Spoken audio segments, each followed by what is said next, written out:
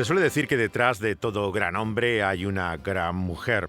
Y desde luego que aunque Samuel Escobar viajó mucho solo y ejerció su enseñanza y docencia muchas veces a solas, otras veces le acompañó y fue una figura esencial en su vida, su esposa, Lili Escobar. De ella hablamos en este programa Al Trasluz.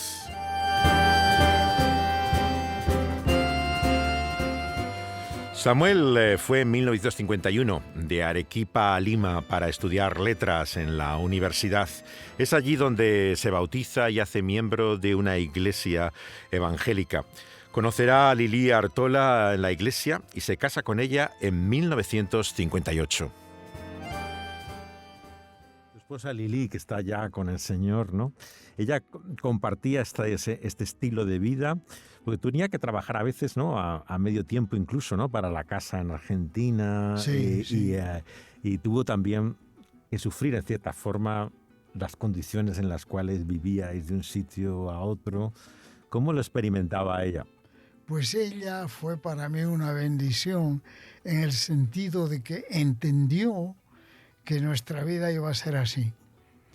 Antes aún de casarnos, tuvimos una entrevista con el que era el secretario general de la comunidad internacional, de los GBU Internacional, que era un australiano. Y quiso, sabiendo que yo ya me pensaba casar, quiso conocerla. Y entonces le dijo, ¿usted está dispuesta a vivir con una persona que va a viajar mucho, que va a estar ausente del hogar muchas veces y que no va a tener un sueldo muy alto? Y ella dijo que sí. O sea, se hizo ya a la idea. ¿No? Y conforme pasó el tiempo, vio que se sentía incluso más tranquila así que viviendo lujosamente y malgastando el dinero.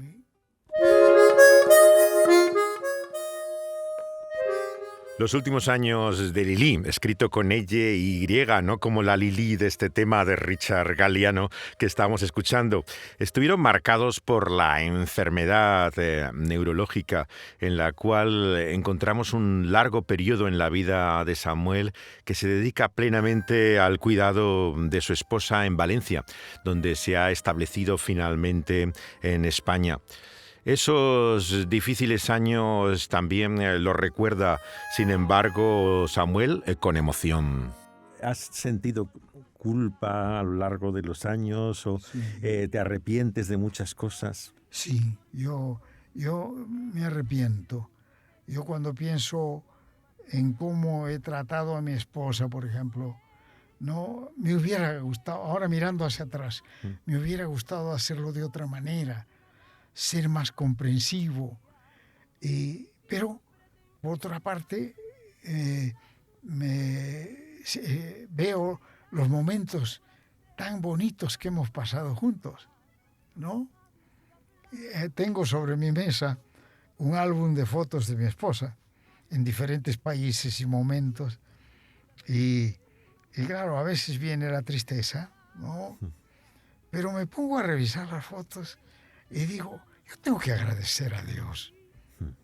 Tengo que agradecer a Dios por todas estas cosas. Y cambia el estado de ánimo, ¿no? Te das cuenta que has sido bendecido y que las bendiciones hay que contarlas con gratitud, y dándonos cuenta que nos toca otro momento.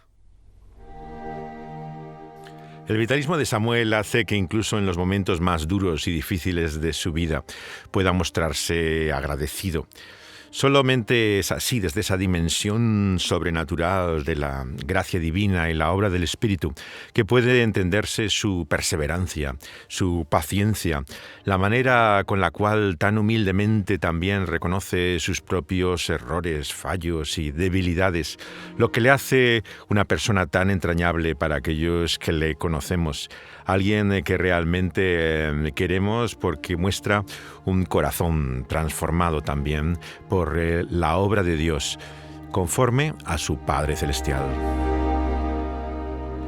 Lili, mientras tanto, no estaba ociosa. No solamente se ocupaba de su casa y de sus hijos allá donde estaban, mientras Samuel hacía su trabajo, sino que incluso alcanza a personas en su más extrema necesidad.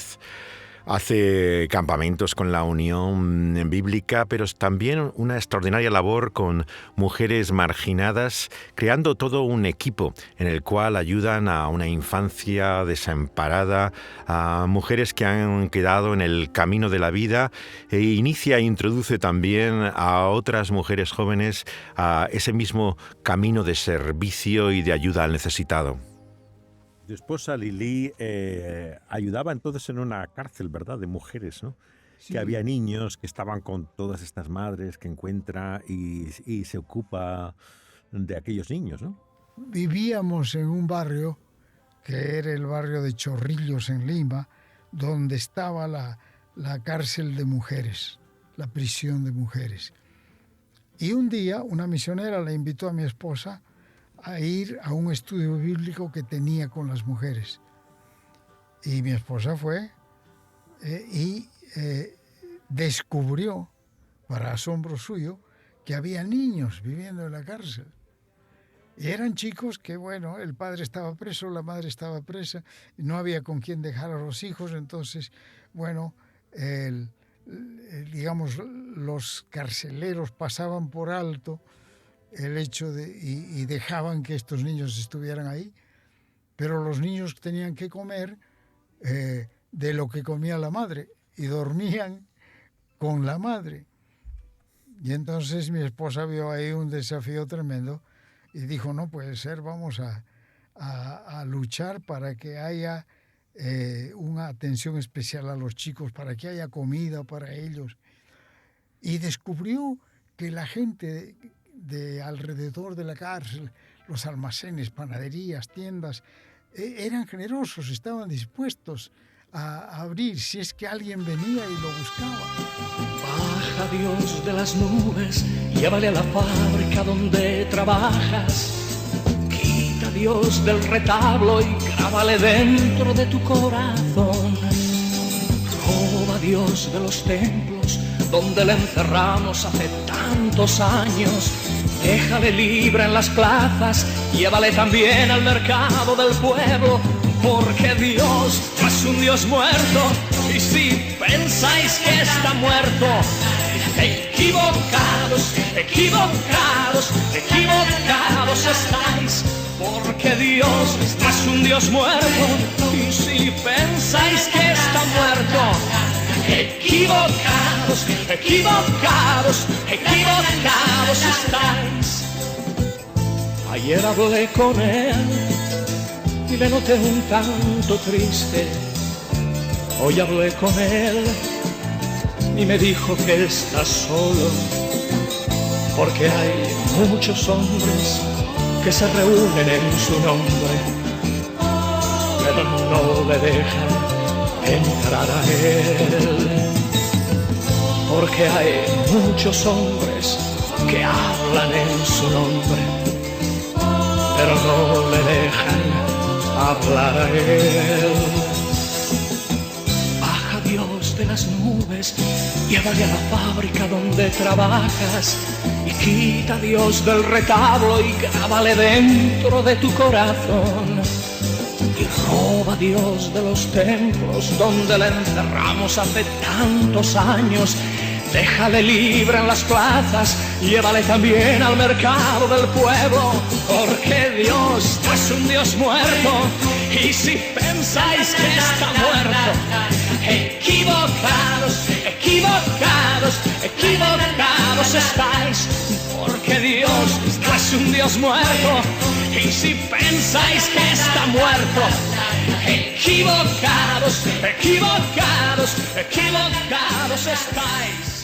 En el 79 te ordenan como pastor bautista, ¿no? ¿Es verdad? Sí. Sí. ¿Qué había detrás de esa ordenación? ¿Tenías deseo de ir a una iglesia o fue simplemente un reconocimiento de tu ministerio dentro de ese trasfondo bautista? Fue que se presentó en la iglesia donde yo había conocido donde yo me había bautizado, ¿no? La iglesia donde comenzó mi vida como discípulo ya en serio. En esa iglesia había necesidad de un pastor. Y entonces habíamos 3 personas que fuimos coincidiendo. Uno trabajaba con las sociedades bíblicas, el otro era un misionero que trabajaba con la Misión Bautista del Sur y yo que trabajaba con los universitarios. Cada uno de nosotros el domingo pues iba a la iglesia, porque para nosotros era muy importante eso. La obra estudiantil está bien, pero el domingo hay que ir a la iglesia. Y entonces compartimos entre los 3 el pastorado de esta iglesia. De esta iglesia, ¿no? Sí. Y la iglesia estaba con un estado de ánimo así de obrar, de expandirse. Y cuando mi esposa descubre que hay niños viviendo en la cárcel, pues la iglesia empezó a interesarse y gente de la iglesia participó activamente con ella en crear un ministerio especial para los chicos de la cárcel, que también era ministrar a las mujeres, a las madres y en algunos casos a los padres. Muchas mujeres estaban en la cárcel por drogas. El asunto de la droga, del tráfico de la droga era muy serio. Y muchas de ellas eran gente inocente que sin querer le había dicho, llévame este paquetito para fulano de tal, y ella llevó el paquetito y había droga. Entonces había una necesidad tremenda. A partir de entonces, Samuel se le considera una figura dentro de la denominación histórica de los bautistas. Sin embargo, siempre ha logrado traspasar estas barreras denominacionales. De hecho, él tiene mucha influencia de lo que llamamos la reforma radical o el anabautismo. Ya en el 70 nos dijo que había conocido al teólogo menonita John Howard Yoder. Lo hizo en Argentina en su primer encuentro y fue el descubrimiento para él de ese pensamiento anabautista en su riqueza histórica. Muy distinto, claro, a la historia de lo que llamamos las iglesias bautistas hoy en día. Ese impacto que tiene para él la herencia de la reforma radical le lleva a repensar también su sentido del reino, de la escatología, la ética sobre todo social y política, lo que se muestra en una ponencia que hace en la segunda consulta que hace la Fraternidad Teológica Latinoamericana en Lima, en diciembre del año 72. Por diversos caminos habían llegado los miembros de la fraternidad a una coincidencia respecto a esa teología del reino, como el paradigma, la clave hermenéutica, diríamos, para comprender no solamente el qué del Evangelio, sino también el cómo, la realidad de lo que hacían como evangélicos en América Latina.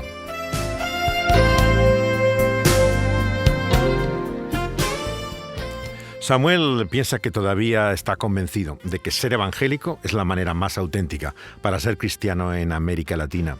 Tiene respeto por lo que sucede en la Iglesia Católica y esperanza también, claro, en el poder del Espíritu de Dios y su palabra, pero tiene muy claro cuál es su medio, el pueblo también al que pertenece.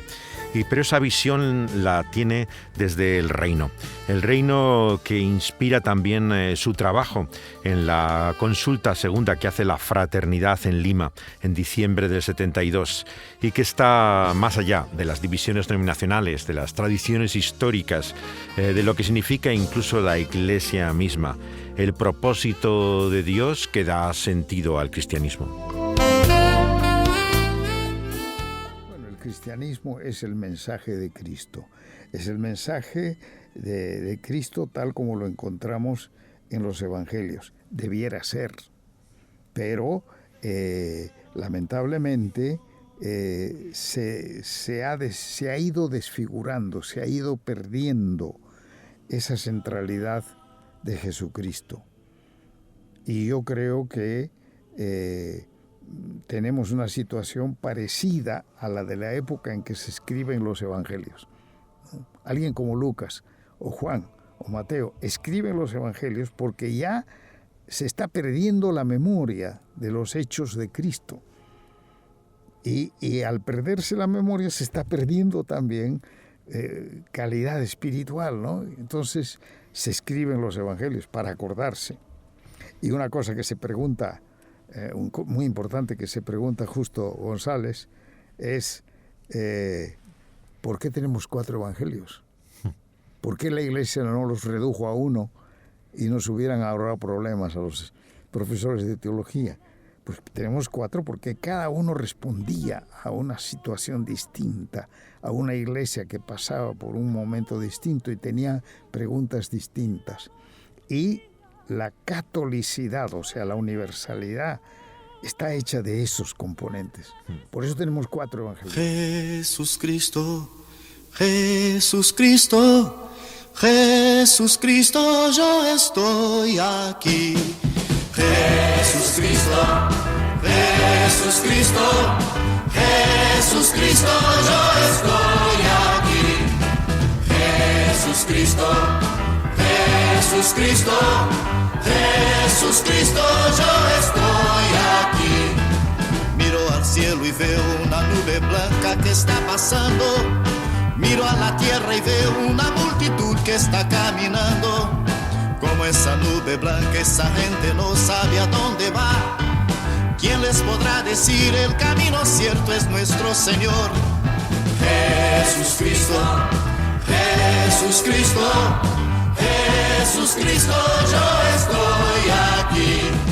Jesús Cristo, Jesús Cristo.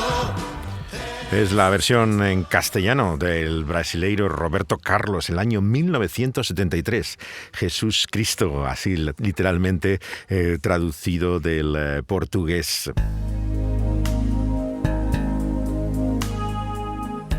Samuel concluye así su capítulo sobre su itinerario y travesía de pensamiento teológico con estas palabras. Dice: Cristo camina con nosotros en la senda de tierra de este continente atormentado, en la selva de cemento y miseria de nuestras grandes ciudades.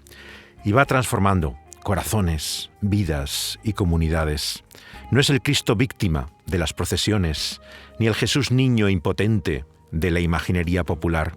Es el Señor resucitado. Tiene las marcas de los clavos y la lanza. En lenguaje paulino, hacer teología no es otra cosa que conocer a ese Cristo, sentir en mí el poder de su resurrección, tomar parte en sus sufrimientos y llegar a ser como Él en su muerte, con la esperanza de alcanzar la resurrección de los muertos. Y tenemos que recordar que la meta de nuestra misión en el mundo no es tener éxito numérico. Sí queremos nosotros que mucha gente llegue a conocer el Evangelio. Y cuanto más podamos hacer para difundirlo, mejor. Pero no queremos hacerlo a costa de recortar el Evangelio y de quitarle elementos centrales importantes, especialmente lo que tiene que ver con la ética. Jesucristo no es solo Salvador, es también Señor. ¿No? Y si quieres seguir a Jesús, tienes que estar dispuesto a vivir como Jesús.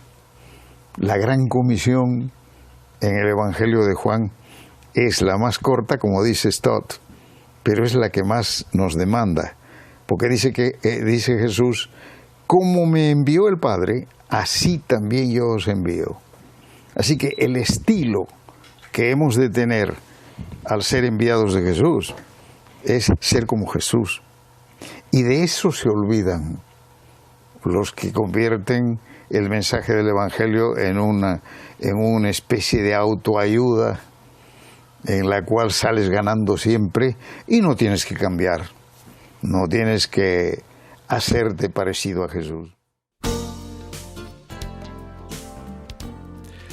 Y con la música de Koinonia, la maravillosa banda de jazz latino conformada por cristianos en los años 80, nos despedimos también en esta parada en el viaje de la vida de Samuel Escobar.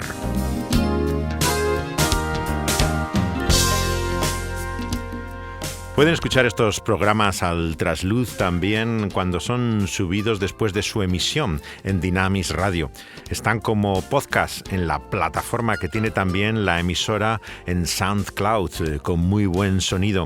Los encontrarán también en la popular plataforma española de iVoox, como El Pulso de la Vida, que es el nombre del programa en que se emite Al Trasluz. Están también en la plataforma más conocida internacionalmente de podcast, donde está la mayor cantidad de música que oímos hoy en día. En Spotify lo pueden encontrar, así como también los usuarios de Apple en iTunes.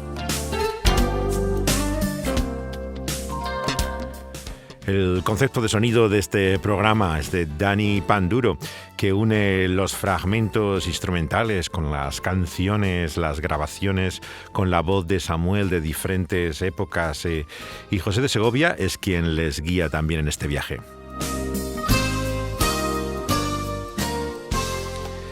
Hasta el siguiente episodio les mandamos desde aquí saludos, besos, abrazos, juntos o por separado.